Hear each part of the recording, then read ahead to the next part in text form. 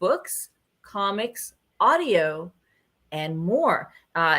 Doomsday will kick off on Doctor Who digital channels later in 2023, and then be followed by products from Doctor Who Magazine, Titan Comics, Penguin Random House, Eastside Games, Big Finish, and BBC Audio, each telling a section of Doom's story. I gotta admit, I'm not always patient enough to like go hunt down where the next section. Yeah, that's going to be that's interesting of whether how that's going to work out for them. And it's also important to know now, Doctor Who this fall will be moving. I think everything's going to be on Disney. Is that what I think I heard, or one of those? I believe a lot of it's going to be online. Must know, but I think it will also still be on BBC America. I've heard that. Yeah, you can get BritBox. Or BritBox, yes. BritBox, which is the BBC streaming service. Of course, they're all there. But I thought I saw, I don't know if it's just the newer stuff or if it's all these old ones, the originals. Of course, this being Tom Baker, which is this particular episode was 1974. 4 to 5. Which is really, and keep in mind that he did Sinbad the year prior in 73. So I always as a kid, I always thought it was the other way around, but I'm like, hey, that's the guy from Doctor Who. No, it's the other way around. The other way around. All right, more news. Let's keep going. Sorry. Disco is now officially canceled. We will see season 5, but that will be it. But on the other hand, Strange New Worlds will start filming season 3 coming up here real soon. They haven't announced when season 2 will air. And they have not actually. Yes, that's true. They've not announced when season 2 will air. I suspect sometime in July, but I thought so too. They're waiting so long. Yeah. Well, I think they're waiting for Picard to kind of wrap it up and see how people are feeling there, and then go from there. There's other stuff coming down the line too. So, Deadpool 3 teaser. There's a new one out. Expect to see a whole bunch more until its release on November 8, 2024. Wolverine. So this is another multiverse movie, which seems to be the big thing. Everyone's doing multiverse now. But you will see Wolverine in several of his incarnations, including, we're probably going to see him in his classic yellow spandex. The cast does include Tom Hiddleston as Loki and Owen Wilson as Mobius. I love Deadpool, so I think this is going to be fun. Deadpool's, yeah, you got to love Deadpool. We'll see. Broken Lizard and Super Trooper fans are looking forward to their new movie, which will be dropping on Hulu on 4/20. Yes, 4/20. Quasi. The guys are putting their own spin on the Hunchback of Notre Dame. Knowing them, it's probably going to be sort of Monty Python-esque feel to it, and even more irreverent. Adrian Palicki joins the boys. We know her most recently from The Orville. The little synopsis is a hapless hunchback yearns for love, but finds himself in the middle of a murderous feud between the Pope and King of France, where each orders the hunchback to kill the others. All the guys have multiple roles, which is not uncommon. You guys know this gang, Broken Lizard, best from Super Troopers. Our beloved Super Troopers. But they do, and I don't know if they got, I know there's 3 seasons of it. I don't know if they got a 4th, but Tacoma FD. I was about to say that. It was on obscure. It was one of the. I forgot funny. What network it was on, but it was really, yeah, it was funny. It wasn't all the guys. It was it wasn't. It was Kevin Heffernan and Eric. Yeah, it was at least 2 or 3 of them, and they pull in occasionally. And then the others would sort of show up and have like cameos. Yeah, they'd have cameos. That was actually a pretty funny show. That was good. I recommend. Super Troopers are good, but I love Super Troopers. Then other movies of theirs like Club Dread and Beer Fest were just, whatever. They all can't be winners. They all can't be winners. Pistol this movie, Kevin Heffernan, who's Farva, Kevin Heffernan is directing this. Usually it's Jay Chandrasekhar who directs, but this time it's Kevin. So we'll see if he has a different spin on things. I'll watch it. I'll watch anything those guys do. Butter Tart Yule Log. All right, moving on. Still waiting. Daniel Kwan and Daniel Scheinert, known as the Daniels, are heading to a galaxy far, far away. Coming off their huge night at the Academy Awards last Sunday, Everything Everywhere All at Once swept up and took everything. Those 2 filmmakers will be working on an upcoming Disney Plus Star Wars series, Skeleton Crew. This is the Star Wars series that is their answer to Prodigy because it's, it stars Jude Law and it revolves around a group of kids lost in the galaxy trying to find their way home. It is not clear. The production actually wrapped a couple months ago. So exactly how much involvement Is these it live guys action or animated? Not clear. Huh? Live action? No, animated. It's animated. Okay. I believe this is animated. Maybe it is live action. I don't know, actually, now that you mention it. I don't know. It's a valid question. It's a valid question. Plot details are under wraps. We know it's New Republic set kind of era. It stars Jude Law. I said that already. We know that Jon Favreau and Dave Filoni are producing, but we'll see. We'll see how it goes. I think it's the Prodigy answer. Do we care about Indigo Children? We probably don't. A new comic called Indigo Children hits the shelves this spring. It's described as X-Files meets the Umbrella Academy. I'll move on past that. Do we care about Blink of an Eye? Not really. Let's move on. And finally, kids from real life. And I know Rizzo hates when I do real life news. I don't hate it. I just don't know how I was like, why are you telling us this? Star Trek fans everywhere are disappointed to learn that Vulcan is not a real planet. Let me explain. That relates. You see that's valid sci-fi distilled news. Because it's linked. Yeah, you're right. It is linked. Yeah. So in 2018, the Dharma Planet Survey thought they'd found this planet in the triple star system 40 Eridani. And they named this thing 40 Eridani B. It's about 16 light years away. And they did all the calculations and they thought it was all great. And they thought it was a rocky planet several times the size of Earth, which would exactly be what Vulcan's. And here's the thing, is that's where Vulcan's located in Trek, which I didn't know that. I didn't know we had actually placed planets in Star Trek, but I guess we have. Nerds. Unfortunately, since then, recently, better data and better calculations have revealed that no, there is no planet. There's no planet. There's no Vulcan. The better data and the better calculations are revealing other planets elsewhere, but no Vulcan. So the search for Spock's homeworld will go on. Or maybe it was there and Eric Bana came along and blew it up. I don't know. Maybe blew it up. They blew it up. Damn you. Guys, in the chat, I will drop two links. I will drop a link to a trailer for the Broken Lizard quasi Hunchback movie, and I will drop a link to this article because it kind of goes into a lot of detail about the calculations and how they figure out that there is a planet, there isn't a planet. We see the star, we see the system, what's there, what's not there. If you're into that kind of stuff, you can check it all out. Rizzo, what are we drinking tonight? What are we drinking tonight? Talk about Doctor Who. In honor of Tom Baker, Doctor Who, it's the Jelly Baby. That was his favorite candy to always produce. And this one's a pretty elaborate drink. It's all layered. Basically, it's vodka, blue curacao, Malibu, peach schnapps, pineapple juice, and grenadine, and you kind of just layer that in there. There's kind of some instructions I put in there. This is probably one of the more complicated drinks we posted, but I bet you it's tasty. And of course, if you garnish it with Jelly Babies, even better. But I don't think you can get Jelly Babies sweet. I don't. Yeah, it's probably very sweet. I don't think you can get Jelly Babies. Well, at least they're not easily found in the United States. That's we'll have to. British thing. We'd have to use gummy bears. We'll have to use gummies or something. Yeah. Yeah, because we don't have true gummy bears, not gummies. Gummy bears. Yeah. You know what I mean. Here comes the Universe Today astrology article about Vulcan. Here we go.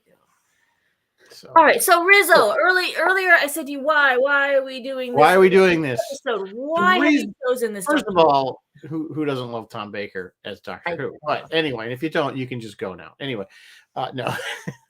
But I think one of the things I liked about, first of all, I think this was one of the first.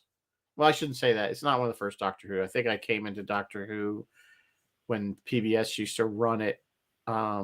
At least my local PBS station used to run it like 11 o'clock at night every day. Yes, that's they used to run it the half hour, just the 25-minute, 22-minute, whatever it was, serial episode. And I think I started somewhere with the Key to Time series, but eventually they looped back around to this one.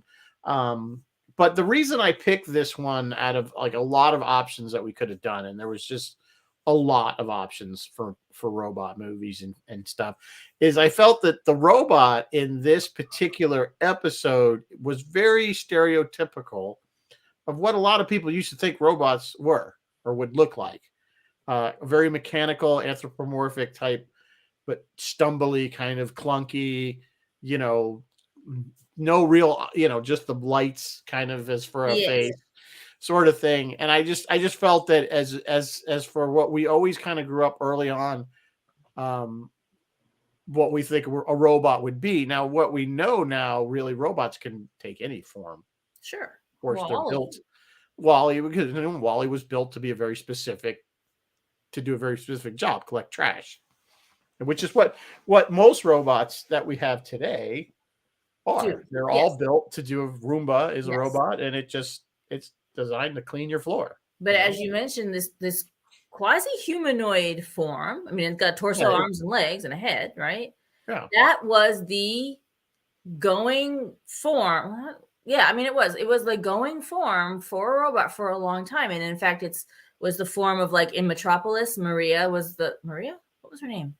In the movie 1927 Metropolis. That robot was humanoid. C-3PO was humanoid. Something like, remember the Jetsons? Remember Rosie, their maid in the Jetson? Yeah. Kind of humanoid-ish. She was a little. Yeah, the Jetsons robots would always be like a body with on a single wheel. But they would still put face on like a wheel, but they still kind of get a face on it. Yeah, they would definitely give it some. But even if you look at kind of like Lost in Space, that robot still had a head and it had arms. Danger Will Robinson. Right. Arms. And he kind of would walk everyone, even though he had treads. Everyone's sorta.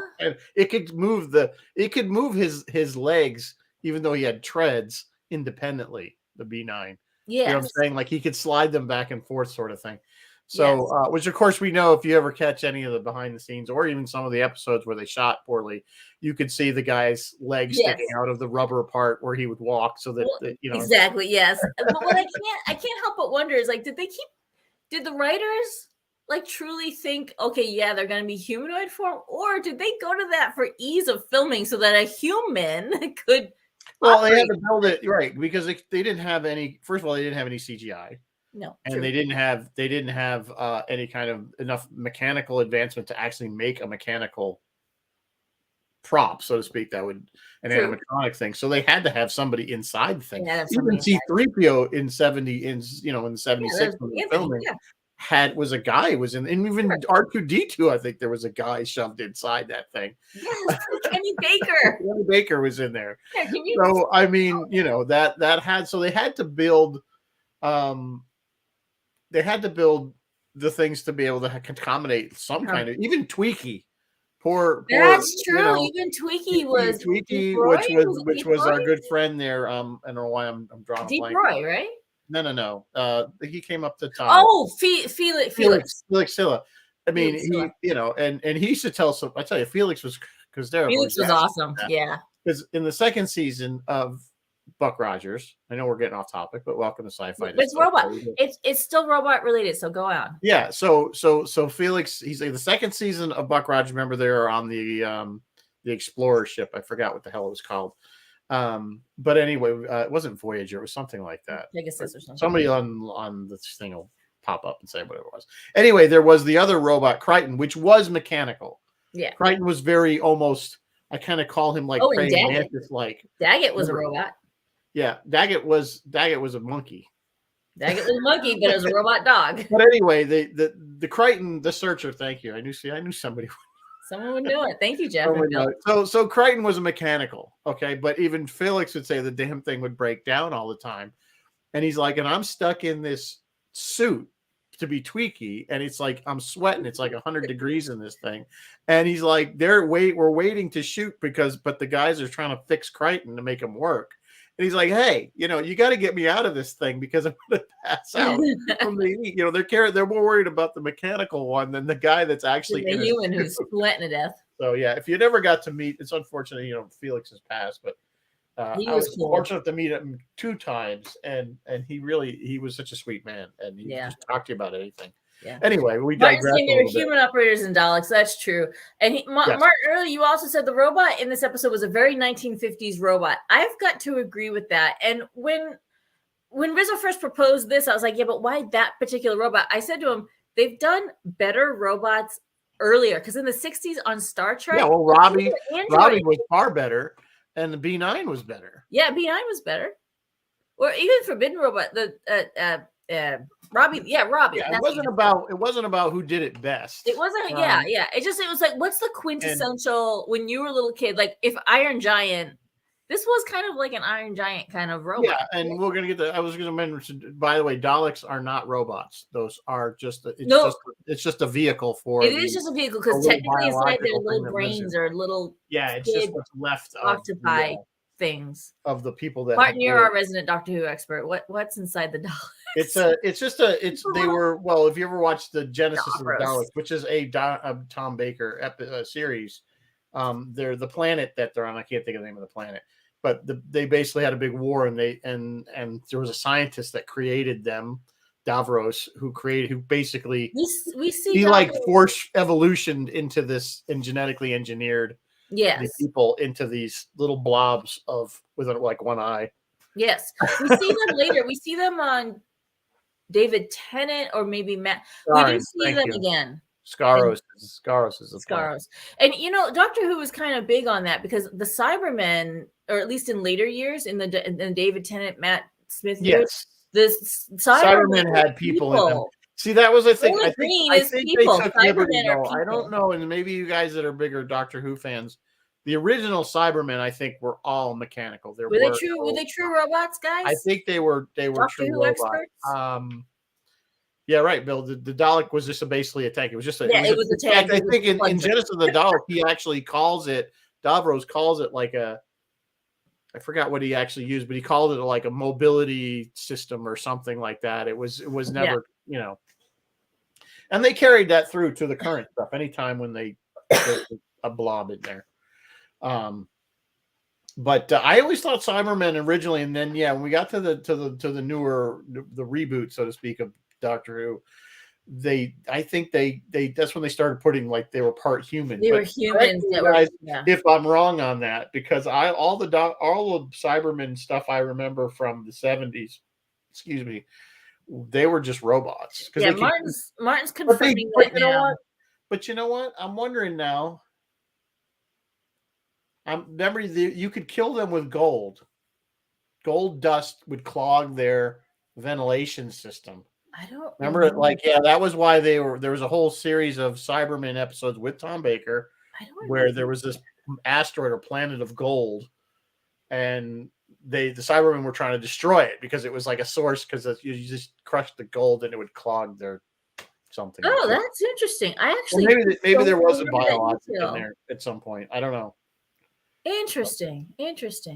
Yeah, Martin seems to be confirming that the Mondo Cybermen were more machines than humans. They clearly were mostly machines. But again, anyway, we digress. But it's still on robots, so it's all good. It counts. It all counts. Like Doctor Who's done a lot with robots. And of course, there was the other episode I was considering, which I know a lot of you guys had thrown out, which was the androids of robots of death, I think it's called. That's what I thought. More android-like, even though they were they were more anthropomorphic. They had faces. They were still robots, though. They were still robots. But they were the ones that was a good episode too. And that one, I kind of, but I felt this one fit.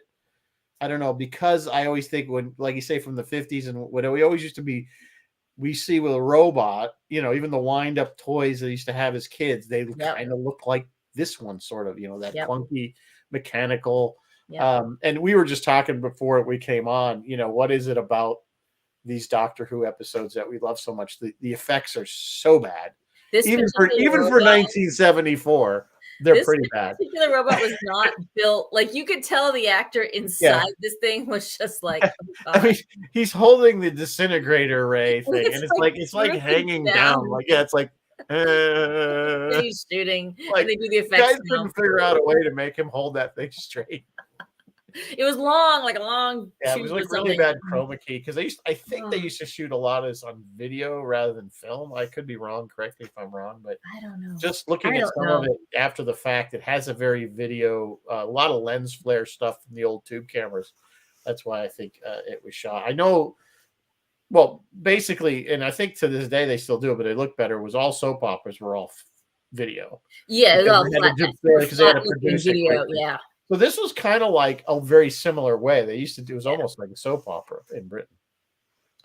So yeah, typical BBC, correct? Yeah, Martin, no I question about it. Why do Because we love we it? saw it in other stuff they did too. They just, We love it.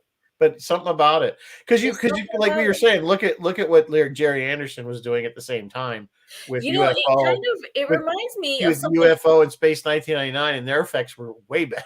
That's true. But you know what it is about this is it reminds me of something out of all things, 52577. There's a scene in that where the old guy, what was his name? I forget. He's saying, you know, when I was a little kid, we used to go to cereals and we could see this old, you know, they were making the movies and you could see the strings holding up the Right. ships and you could see the cardboard the set was made of. But oh, look at the fun we were having. That line hit me when we covered that movie. That line hit me so hard. And this is what it's like. Like we see Doctor Who is not perfect. Like it has trouble. Yeah, there's something about always particular. I think particularly about it. We just it's about Tom. Tom Baker. Story, well, let's be honest. The stories are actually pretty good. They're kind of good. Like for me, I was a really little kid, so I was, as you said before we went on, that episode with the hand that scared the snot out of me when I was a little kid. That was genuinely the Hand of Evil or something like that. No, I think it was called the episode. I have no idea. Hand of Evil. And the other one where he was like, they're in a lighthouse and there was maybe a monster or a squid or something. Oh yeah, that was the. He's like, I thought I locked the monster out. I locked it in with us. Dun dun dun. And I just, oh my god, that was so terrifying to me when I was a kid. There's just something. Yeah, that was something. Yeah, the something rock. I can't remember the name of that. But yeah, all those were great, but they really did a decent job. But they had some. They put some money into some of the costumes. I think they did a pretty good job. They got better. Yeah, they got better. You know, there was one on the. By the time we went to the Talons of Wu-Tang and stuff like that, like later on, it got better and better. Yeah, they definitely improved over time, no question about it. And the writing improved, and like Tom's delivery, like the way Tom played the Doctor. I think Tom is what put Doctor Who on the map. I think particularly. I didn't know who Pertwee was. You think I knew any of those? Yeah, I didn't see any of those until much later because basically, again, with PBS. With like PBS, for me, it went back. It went Tom and then Blondie. What's Blondie's name there? And then literally right up to Chris Eccleston. Like that was my. There was Davidson, Pete Davidson. Then there was another one. Was another Davidson right after him, right? Yeah, there's two of them. The other guy that looks like a other guy, and then I watched up through there, but then it looped back to Pertwee. I like Pertwee though. I mean, I thought he was good, but he was very different. And what I was saying, another thing I was saying earlier before we came on was Baker was kind of the one that really perfected the quirky, rambly, genius kind of thing. Watch me think out loud, but also with the goofy jokes. Yes. He would always kind of be sarcastic and that kind of became the template for the Doctor because I know David sort of did it that way. Matt Smith kind of did it that way. Jodie kind of did it that way. That like I'm thinking out loud. I'm jumping from one non sequitur to another, but it's gonna make sense. Just watch that, and that's like also the writers. Of course, that's also the writers. But once Tom started doing that. That was it. That's and in this particular episode, he set the because again we said this was his first episode where he was the full, because of the previous one, it was the transition between Pertwee and him. So the thing when he's coming in and out of the TARDIS with the different outfits, there's that scene at the beginning. It's really hysterical because he comes out. Like, what are people doing? He comes out in this like Harlequin outfit, and then he's like, "Do that too." No, Matt, they all kind of do it a little bit. They change clothes a little bit. They all do it a little bit. They change the clothes too. Yeah. Matt's one that put fezzes on the yeah, map. Matt fezzes are cool. Baker was born to play. Yes, he was. Yes, he was. Yeah. So, to this day, he is our doctor. He was my first Doctor. Yeah. And it was mine too. So that's what got me drawn into it initially, which was a cool thing at the time. What Channel 13 out of New York would do is they'd run the Doctor Who episode, and then they would run an episode of Hitchhiker's Guide. Oh, did they really? Our Doctor Who was lumped in with like what's that? Oh, Benny Hill. Benny Hill. Oh, and I wasn't allowed to watch Benny Hill because I was a little kid, right? We got in the United States Benny Hill. We got the watered down version. I guess we did. I don't know, but either way, I still wasn't allowed to watch. I was really little. Yeah, if you but if you go back and find the original ones, they're Oh yeah. Because Europe doesn't care. Europe's like no, they're much more a little open minded than we are in the States. Yeah, they would never run the like full. stuff like if you guys have ever watched Are You Being Served, they had so many jokes in there that just I met the guy that was the tailor, the guy that was basically the gay guy. The gay guy. I met him. He was a hoot. They came because again, I worked for PBS for that's right for about 5 years, and we used to bring these people over to Pledge Drive, and some of them were great. And those shows were actually very funny. Yeah, they were. I used to enjoy those. Are You Being Served? What was the one with Hyacinth Bucket? Hyacinth Bouquet. I can't think of her name. Hyacinth Bucket. It's some of those were hysterical. No, this is not the Chinese takeaway. All right, back to the robot. We digress. But yeah, so again, that's why this robot. So this particular story is really almost like a King Kong kind of story. I mean, it was it is a bit after King Kong, and particularly towards the end when he grows giant and he grows. Yes, and he has a kind of thing for Sarah, sort of the way. Kind of got a thing for Sarah. And again, this is another. We all love Sarah. Like probably one of my favorite companions of all time. Elizabeth. Who ended up getting her own show for a while. There was like 2 seasons of Sarah Jane Chronicles. She got to run around with David for just a bit. And she did get it right, and that spun off to the Sarah Jane Chronicles. She had her like 2 seasons of that. She was lovely. I don't know why. Yeah, I don't know what it was. Sarah was always the one that I think was one of the ones that we always, at least I had a soft spot for or something. Maybe because she was the first one that I was, again, because Tom was. But something about Sarah we love. Yeah, something about Sarah. This robot. Oh, Doctor Who experts, I have a question for you. This particular robot was designed by series regular costume designer James Acheson, and they kind of sculpted it out. By Alistair Botel sculpted it, but the James Acheson built it.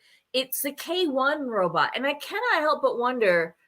Was there something in there? Was there a K2, 3, 4, all the way up to K9, who we know and love? We love K9. Was that an ongoing? Well, no, I think K9 was just a play on. K9 was the doctor. I'm not the dog. I know, but he was a dog, so that's why he was K9. Yes, I get that, but I'm wondering. But this was K1. Like, was there a 2 and a 3, and I missed it? Maybe the hardcore Doctor Who folks know that. I don't. Does anybody know? I think it's just coincidence. It's just a coincidence. K1 and K9. Just why? Because remember, it wasn't brought. Remember, because the Doctor did not build K9. He picked that up from another. Yes, he picked it up elsewhere. Yeah. Yeah. Yes. I just wondered if I couldn't help but wonder, was there others and I missed them? Because I didn't watch various doctors in between Tom Baker and David Tennant. You really just shut off. Done. No, Bill says no K2, K4. Not that we're aware of. No. That we're aware of. All right. Just curious. I think it's just coincidence. And I think they just named it K9 because it was a dog. K9. Oh, do you have K9? I have K9. Oh, brilliant. There's K9. And his the way his thing would go. Can you hear him? Mistress. Can you affirmative, boss? Yes, mistress. Affirmative, mistress. I think the battery's going. It's not very loud. I could hear it. Who played K1? Oh, Michael Kilgam. No, I'm lying to you. Michael Kilgareth. He also played some Cybermen and stuff like that. Yeah, I mean, the funny thing about the outfit, you're talking about the design of it. It looks like something a kid would make for a Halloween costume, with the exception of the head. The rest of it was like boxes of like tinfoil wrapped around. They just but not even because he struggled. Like you could tell the actor was having a tough time in that. He had to bust through a door, and that just did not happen. Yeah, it was kind of cringeworthy, a lot of it to watch, some of it, but I don't know what it is. At the time watching it, I was definitely in high school, I think, by the time I watched this. Yeah. So but I still loved it. I do too. And the other thing that is important to remember, I was going there was the King Kong theme that they clearly were working with, but they also pulled a lot from Asimov's iRobot. Yeah, yes, they did. Don't hurt the humans. So that's what which is again the HAL 9000. Remember the whole. I was told not to, but I was forced to do something I did, which made it go crazy. Yes. This programming contradict each other gambit. That has been done gazillions of times. Star Trek alone did it. I can think of 4 times that they did it. And then a bunch of other times where they kind of quasi did it, sort of did it. In fact, I can tell you which 4 times if you care. And if you don't care, I won't. But they did it in Return of the Archons.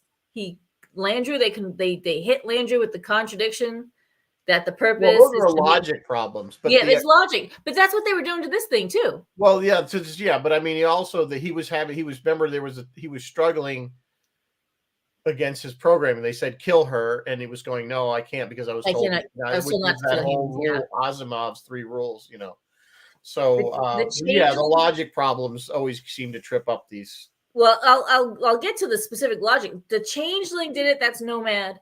The ultimate computer. That's M5, and that was a moral code thing. But iMud, that was logic That was a problem. logic loop. Yeah, that was a logic loop. Yeah. There were other kind of computers and robots in TOS. What are little girls made of? The apple, for the world is hollow, and I have touched the sky, that which survives. They're around. Star Trek loved its computers and its robots. Well, then they spoof it on Lower Decks where they have a whole warehouse. Oh yeah, they're all locked up. The warehouse of evil computers. 9,000. They just stack another one in there. It's so funny. Oh, it's another bad robot. It's like they realize, okay, we went to that well way too many times. Yeah, It's an their evil favorite. computer controlling a population. Gee, what a novel idea. So at least that's one thing I love about Lower Decks. At least they'll poke fun at themselves. At least they're willing to acknowledge their own shortcomings. Probably the best. We have some things. We have some interesting concepts coming up in this show that we might be the first time, maybe for some of the stuff. We hear the idea of voice control. Something is voice controlled. And they have this idea of the prime directive, not our prime directive, but a prime directive. And they do try to get in a few little jabs of social commentary in there, which is always appreciated. Oh, and of course they did stick with the always, you must always do this. Red means evil. And of course the robot did have like red something behind his, like up here on the forehead, that was red. So yeah, but it didn't change color. No, it didn't. It was always red. That's true.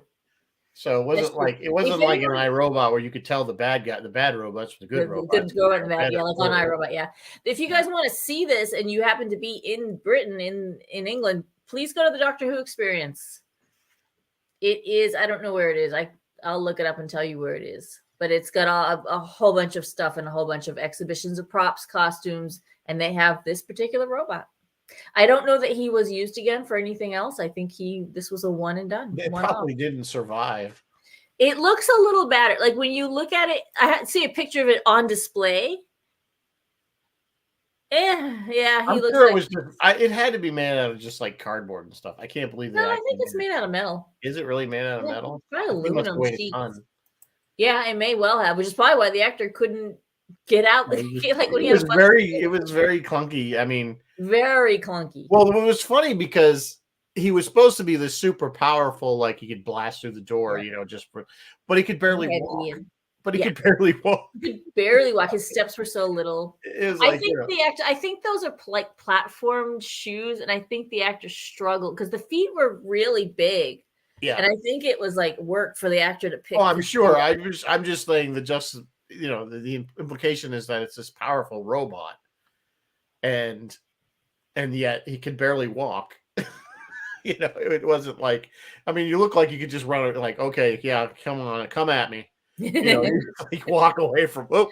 But he had that disintegrator gun, so I didn't. Yeah. Well, once he got the disintegrator gun, then he had. You're right, because you have a great point, because there was more than one time in the script where either the doctor or somebody was describing how powerful this thing was, and they described it quite frighteningly. You're like, oh man, this is bad. But then when you see it, you're like, oh. Well, they also implied that it was very heavy, because remember that's how he the dandelion dust, which he said it was. What do you say? It was 1/4 ton or something like that, which really isn't that heavy. Which isn't actually that heavy. No, it's not that heavy. That's what, 500 pounds, right? Yeah. So, I mean, I don't know if it would pulverize a dandelion. If imperial pound is different than the American. Yeah, good point. Pound, good point. So Martin, are imperial tons different from American? Are the tons different? I think they are, actually. I think maybe. Yeah, TONNE versus TON. Something else I was gonna say, it made me think I lost my train of thought. Damn it! All right, you'll get it back. No, I'll get it back eventually. But what What was I going to say? Okay, so while you're thinking of that, I'm going to talk about historical robots and stuff. Some of the earliest robots were in the 1800s, and one of the earliest robots was actually, of all things, in a ballet called Coppelia, where an old professor, like in this show, builds a doll, and it comes to life. A little mechanical doll that comes to life. And I was thinking about dolls coming to life, and I was kind of wondering, like, AI is Chucky, Pinocchio. As I would say, AI is Pinocchio. AI is the retelling of Pinocchio. Yes, basically. Is Pinocchio, now Pinocchio was wooden, but is Pinocchio, would a doll coming to life be the forerunner, be the precursor, be the, what's the word I'm looking for? I mean, you could make the argument, but my thing, I know you're going, I think I know where you're going with it, but I think what I think is key is that it's not in Pinocchio's instance that there was a magical or supernatural aspect. It's not. There's no mechanicalness to it. He didn't build it to be alive. He just built it to be an inanimate object that came to life, like Frosty the Snowman. I mean, is Frosty the Snowman considered a robot? Good point. It's not a robot. It's magic. Yeah, Pinocchio is magic. Something in that magic hat that day, whatever. In AI, the AI character, the doll, the Haley Joel Osment, it was a robot, and the Jude Law character was a robot. Right, and we see too, though, that in this show that the robot is starting to develop kind of its own form of sentience because it has feelings for Sarah. Good point. You know what I'm saying? So it's kind of developing on its own, which I'm sure they didn't initially build it program into it at all. The thought that I did remember what I was going to say. The other aspect of this show, which was interesting for 1974, is the environmental, and that the whole point of the professor who basically allowed this other organization, this basically fascist organization, to take control of it, was because he was mad that the people weren't taking care of the earth, that, you know, the environmental issues that we need. And so that's interesting that all the way back in 74, people were already thinking in those terms about climate change and potentially just, of course, they didn't call it that, you know, it was all just pollution and so that's a great point. So this show hit on a couple social commentary and some environmental commentary. We've been warning ourselves about this stuff for how many years, and do we listen to ourselves? Apparently not. That's kind of sad. Yeah, well, we haven't come very far. I guess not. Since 1974. This robot. Almost, you know, this is almost 49 years ago. Yeah, that's true. So, I mean, you look at it in that aspect, it was a long time ago. Yeah. This is not new stuff. Moving on from the 1800s robots, the next, like, kind of modern-y sort of robot, I'm going to go with R.U.R. Rossum's Universal Robots. And I think that is the base. That'll be the ancestor, right? To all these, like, to Robbie and this guy here and C3 and all these guys. They all kind of have that sort of, that's the, what am I trying to say? The baseline, the prototype, the prime, whatever I'm saying. Because then by the time you get in the 50s and 60s, my God, there's a million of them. Zane Gort and the Astro Boy and the Mechanical Hound and the Iron Giant and the Iron Man. Again, the 50s was the beginning of the space age. And the 50s was the beginning of the space age. And that's kind of even going all the way back to something as silly as Toy Story was the whole thing where the toys were, everything was Westerns, TV shows, everything was Westerns. And then the Russians put that damn satellite up there, and everything, the space race was on, and everything became space oriented and science fiction. And then, of course, we got Forbidden Planet and all kinds of, science fiction movies that were either really bad. Most of them were really bad. Or Philip K. Dick novels or Logan's Run, which had that fish from the sea. What was his name? I can't think of that robot's name. We should do Logan's Run. We should do. But yeah, by the 60s, Philip K. Dick had written Do Androids Dream of Electric Sheep? So yeah. And by the 70s, we had the Step. Again, a lot of people, we've talked about Blade Runner. I don't see Blade Runner as robots or even androids because they were synthetic humans. See, I think a robot. I think an android. But they didn't have any mechanical component. They were alive. They didn't have bone and muscle, truly, though. I think they did. They were just made better. I thought they were like Data. I don't know. I always thought that who was that guy in Aliens? What was his name in Aliens? I guess they didn't when really he got bleed ripped blood, apart, really, right? what They was had like white inside stuff. was Maybe like they were. I don't know. Well, he was an android. Yeah, he that was was like I, lubricant that's or how I something. imagined Pris and Yeah, you might be right. those I Roy always thought the Batty and way they those guys. implied those that they were grown. But they did bleed. Didn't they bleed blood? I think so. Did they bleed red blood? Yeah. But it's all Ash, yeah, synthetic. Ash was It's an not alien. real blood. But Like it's Ash, all the synthetic. white stuff that was like some kind of fluid. That was Lance used Henriksen or whatever his name is there. Yeah, but I mean that was a fluid that wasn't really blood. It was like hydraulic fluid. Yeah, it was like hydraulics. But see, that's how I imagine Data to have hydraulics. But let's go back to Blade Runner. Those kinds of androids that are indistinguishable from humans, they are still synthetic. Yeah, they're synthetic. They aren't decanted. They're not like in the Matrix where there's babies being. See, that's what they're saying. The whole point is they wanted to live longer than what it was the program 6 years. Yeah, they only had 4 years, 5 years, 6 something years. like that. So they wanted. So clearly, they had the ability to, to live, to like actually they wanted lives. So yeah, they wanted to live. I'm not. Their desires notwithstanding, what they were made of is still technically a synthetic thing. So I think that still falls man-made. They're man-made, right? Yeah. They're not making themselves. If they're making themselves, now they're a new species, which is what the Measure of the Man argued, because Data made law. Yeah. But Data is clearly mechanical. But Data is clearly mechanical. You open him up in his life. He has a metal skeleton wires. And yeah, wires. A positronic brain. But I didn't get the impression that the Blade Runner, he was fully functional, so there had to be hydraulics in there somewhere. I think they were actually alive. I think they were living. I think they were alive. I don't know. Correct me if I'm wrong. I could be wrong. I'm no expert. How do I know? Neither am I.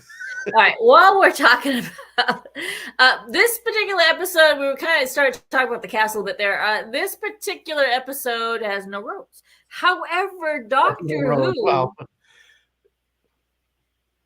Who and Star Trek has a million roads, and I'm gonna just mention a couple of the bigger ones. David Ajala, who plays Cleveland Booker on Discovery, he played in Doctor Who: The Beast Below. Daphne Ashbrook, Amy Benedict, Stephen Barkoff, Orla Brady, Laris, the Irish Romulan we didn't know we needed, Star Trek Picard. She played Tasha Lem in Doctor Who: The Time of the Doctor. Jason Brooks, don't care about him. Christina Chong, La'an Noonien Singh, talking about Data. He's not. That's a Khan relative. Star Trek: Strange New Worlds. She played Lorna Bucket in A Good Man Goes to War, and if I remember correctly, she is the one who gave River Song her name. Noel Clark, that's Mickey Smith. He played in Star Trek Into Darkness. You guys kind of remember him. Alan Dale. John Delancey played in Torchwood. Van Epperson, John Thagard, John Norton, Paul Hayes, skip. Keep on going. There's a million of them. There's so many. But basically, none from this era. Simon Pegg. Well, not really. No, not from this. Deep Roy. He was Deep Roy. Deep Roy played Kienzner in the JJ Treks. He played in the Talons of Wang Chang, which is a Tom Baker episode. Yep. Robin Sachs. You guys know Robin Sachs. He actually played the big bad in Galaxy Quest. He played General Valen in Voyager: The Void, and he played some Professor Dude in Torchwood. Mark Shepard. You know Mark Shepard. You would know him if you saw him. He played 2 episodes of Voyager. He played in The Impossible Astronaut and Day of the Moon. W. Morgan Shepard, completely different guy. Next Gen Schizoid Man, Star Trek Undiscovered Country, Voyager Bliss, and something else, played on The Impossible Astronaut.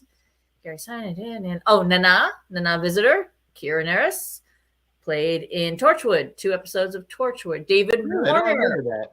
Yeah, she was in there. David Warner did Doctor Who. Well, we know what he did. He did Final Frontier, Undiscovered Country, and Gulma Dread. There are 4 lights. He played in Doctor Who Cold War and Doctor Who Dreamland. And who else? Richard Ward, Michelle Wong, David Yates, Kevin Yu. A million people. There are many. Certainly any British actors would be crossover, because I think not really. What Star Trek is with a lot of actors, I think Doctor Who is with a lot of British actors. They just want to be in it. They just want to be in it because then they They can just do want to what be in an the episode. Americans do. Yeah, they can do Yeah. what the Yanks do. Go to all the conventions. I don't necessarily think it's that. I think because Doctor Who is such a British institution, it's so popular in Britain. And Yeah. it was so popular with everyone. Again, I think originally it was designed as a kind of a kid show. That again, it became just part of the culture, and they all just want to be part of it. There are more Star Wars, Star Trek, Doctor Who, Star Wars, Doctor Who crossovers, but I'm just looking up. I think there is a Star Wars, Star Trek, Doctor Who actor, but comic wasn't there a crossover comic of Doctor Who? There's probably a crossover I comic. think there was a comic of Star Trek Doctor Who crossover. Yeah, Deep Roy has done Trek Who and Star Wars. Simon Pegg has done Trek Who and Star Wars. What did Pegg do in Star Wars? Pegg was a voice. Oh. Okay. Of one of those many. He was probably in the sequels or the prequels. And oh no, Pegg, Star Wars. What was Pegg in Star Wars, you guys? Yeah, I think he was a voice to one of the creatures, or maybe he's been on Clone Wars or something like that. Oh yeah, he might have very well been in that. Because you forget, you think about like Clone Wars. That's like a million more voices. You know what I mean? It's like, Oh, speaking of Clone Wars, those of you in the New England area, Rhode Island Comic-Con will be having Ashley, what's her name? We'll be having the big three from the Clone Wars: Ahsoka, Anakin, and Obi-Wan. So they're voice actors. Ashley, what's his name? And the other guy. That Rhode Island Comic-Con later this year. Always come to Sci-Fi Distill for the most accurate information. Accurate and timely information. Oh, yes. Unkar Plutt in Force Awakens. That's right. Jeff and Martin on the ball. Yeah, see? You should just ask them before the show. So. Yes, Martin, father and son shepherds. So, so if you're into that, obviously head down to Long Island. No, Rhode Island. Rhode Island. Oh, Rhode Island. No, there's another one in Long Island, though, right? Yeah, there's one in Long Island. Yeah. There's the other Star Trek one in Long Island. There's another Star Trek. Yeah. Yeah, that's why I'm confused. So, there's some good stuff coming up if you're interested. If you can move around the area. If you can move around, you got time, and you're not afraid of crowds. I'm rapidly becoming crowd phobic. Very well. You could just go as cosplay and go like a character from, I don't know, 12 Monkeys or something. Go as you're in the big hazmat suit or something. That's my cosplay. I'm in the hazmat suit. So, yeah. That was something else. No, forget that. Okay, I'm sorry. So yeah, I don't know what else to talk about on this particular episode. I think I just wanted to. I felt it was kind of. I don't want to say it was a benchmark by any means because it wasn't. But it was Tom's first. It was Tom's first. Well, yeah, as far as robots go, I meant certainly it was a benchmark. It's also the first time we see Harry, the doctor there, the Navy doctor, doctor as a companion. But that's minor. So as robots go, I thought he was a pretty cool robot overall, even though he was really kind of clunky, and you watch it now and you're like, wow, this is bad. Well, as robots go, our 4 movies to put them in evolutionary order, this guy would be first, and then would come WALL-E, and then would come Westworld robots, and then would probably come iRobot robots, right? Like to put it in evolutionary order. Yeah, I almost would say that the Westworld robots would be almost on par, if not above, because the Westworld robots really mimic human behavior more than the iRobot robots did. You know what I'm saying? You couldn't tell them from a human being without looking at them. Yeah, that's a great point. But they were very, very mechanical. They were much more mechanical, but so were the other ones. Were just a little more refined as far as the. Of course, they had the fancier face, and I think.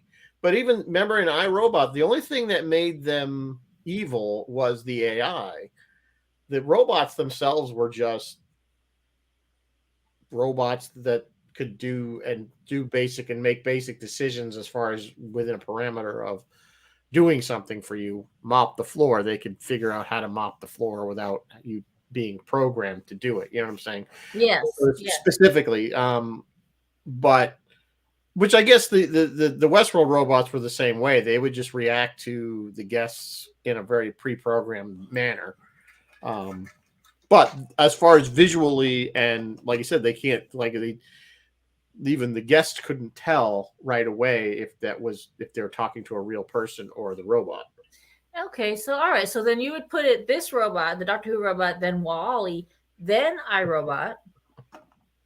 Well, the iRobot robots. Well, I would just say they're kind of hard to say which one's above like the other he one. called it a differential engine. It still had to make decisions. It just didn't clearly, it clearly. I mean, the iRobot ones look more advanced. Whereas the Westworld robots, did they have to make a lot of serious decisions, or did they just run on a play out a pre-program? They must have had some kind of react to stimuli. Logarithm. They must have had some logarithm to make them make certain decisions on certain decisions. Yeah. I mean, they couldn't just be because if his program is always you get in a fight with a customer, what if the customer doesn't want to fight that day? It just Well, that was the realism, I guess, even with the Yul Brynner character when he kind of was baiting him into a fight. Even when he tried to ignore him, he kept at it until either I guess you could walk away, certainly, but then next time he sees you, he's going to continue with the badgering until you either shoot him or whatever. I guess I don't know. That is hard to compare those two because they're decades apart. True, true.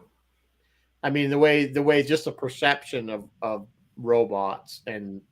Because the robots in iRobot were designed just as mechanical aids to humans to basically do all the stuff that we didn't want to do. Whereas the robots in Westworld were only designed to be entertainment. True. Their only purpose there was to entertain humans.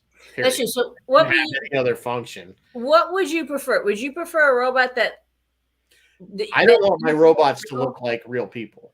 Do you want like a replicant? Or do you want it to look like iRobot so you know it's a robot? No, I want to know that it's a robot. So I'm thinking more of the iRobot robots. And I don't want them with the later ones with the new ones with the faces. They're smooth. I like the old ones that look like the mechanical. Yeah. That's just me.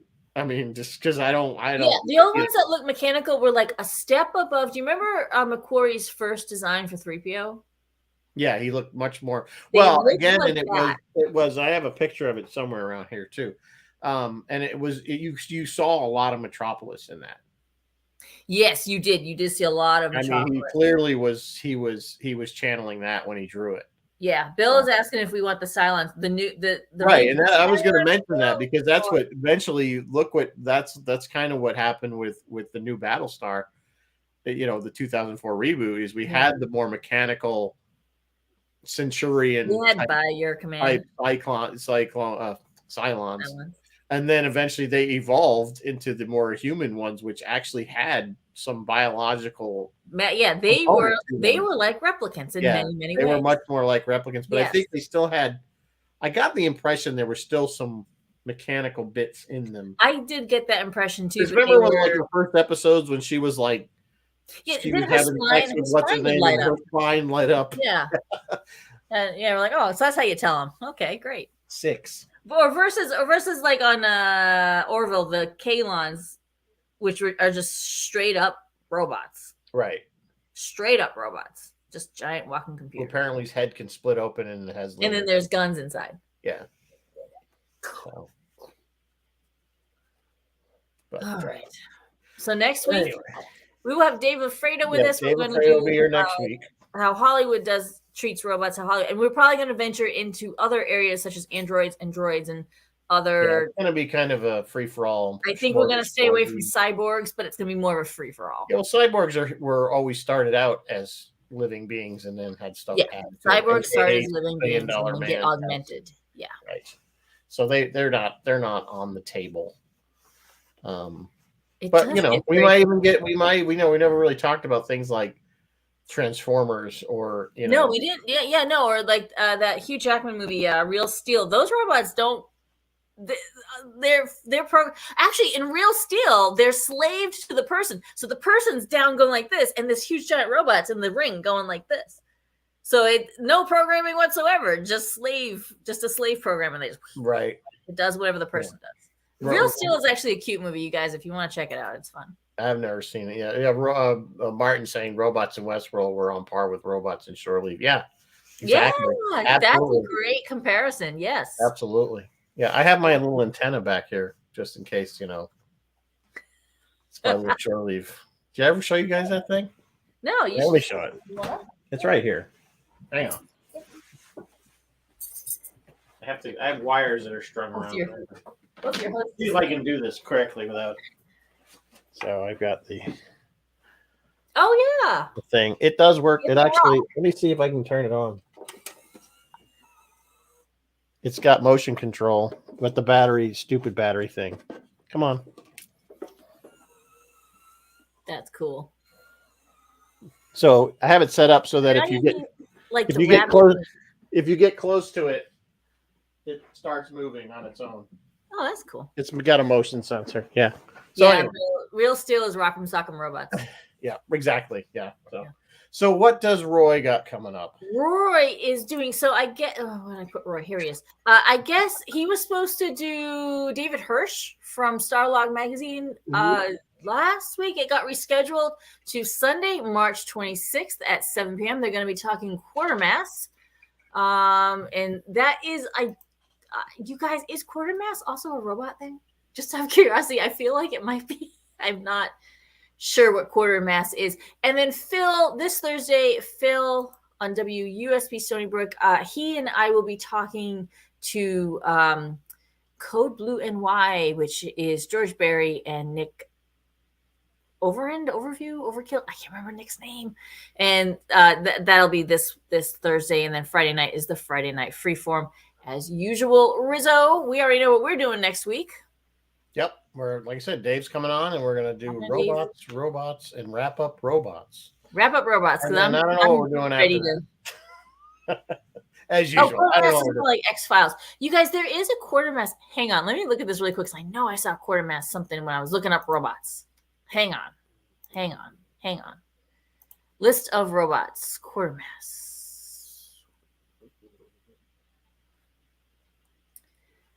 And the crowd goes silent. The Quatermass. Where is it? Phil K. Dick. The city.